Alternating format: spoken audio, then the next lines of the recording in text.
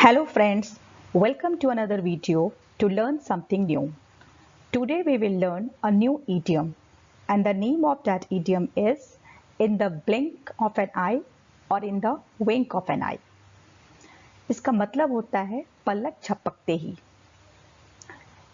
पलक झपकते ही का मतलब होता है देखते ही देखते, क्विकली, वेरी फास्ट। यानी कि जब हम ऐसा कहते हैं ना कि देखते ही देखते वह गायब हो गया, जैसे पलक झपकते ही यह काम हो गया, तो उस सेंस में हम in the blink of an eye का यूज करते हैं। In the blink of an eye is used in place of very soon, in a moment और इन अ जिफी। इसके और भी कई सारे सिनोनिम्स होते हैं, लेकिन यहाँ पर मैंने एग्जाम्पल सिर्फ 3 दिया है। जैसे कि जब हमें क्विकली बोलना हो तो वहां पर भी हम in the blink of an eye का यूज कर सकते हैं।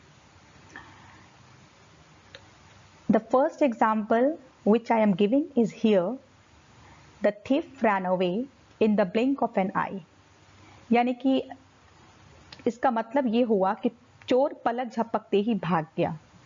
कई बार ऐसा हम कहते हैं अपने डे टू डे लाइफ में, तो वहां पर हम यूज कर सकते हैं in the blink of an eye. इस सेंटेंस को हम अगर नॉर्मल इंग्लिश में बोलते हैं तो फिर कैसे बोलते हैं? The thief ran away very soon, the thief ran away very quickly या फिर in a moment। तो यहाँ पर हमने इन सारे वर्ड्स को यूज ना करके कहा the thief ran away in the blink of an eye।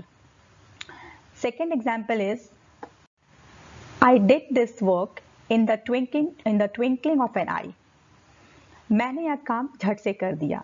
देखिए फ्रेंड्स, यहाँ पर मैंने एक नया इडियम दिया है in the twinkling of an eye. इसका भी सेम मीनिंग होता है जो in the blink of an eye का होता है या फिर in the wink of an eye का होता है। यहाँ पर इसे नॉर्मल इंग्लिश में हम बोल सकते थे कि I did this work very quickly या फिर I did this work in a moment. तो यहाँ पर हमने कहा कि I did this work in the twinkling of an eye. यहाँ पर हम in the blink of an eye का भी यूज कर सकते थे। दूसरा एग्जाम्पल हम देखते हैं, the magician disappeared the box in a jiffy. जादूगर ने डिब्बा झट से गायब कर दिया। फ्रेंड्स, यहाँ पर हम the magician disappeared the box in a jiffy की जगह पर हम in the blink of an eye का भी यूज कर सकते थे। फ्रेंड्स, यहाँ पर आपके पास 4 ऑप्शंस हैं, जैसे कि in the blink of an eye, in the twinkling of an eye, in the wink of an eye या फिर इन अ जिफी। ये डिपेंड करता है कि आप कौन सा इडियम यूज करेंगे अपने सेंटेंस में। तो ये सारे इडियम्स का मतलब एक ही है, इन अ मोमेंट, क्विकली या फिर वेरी सून। तो आई होप कि आपको इन इडियम्स का यूज अच्छे से समझ में आया होगा इन एग्जाम्पल्स के थ्रू, और आपने कुछ नया सीखा होगा।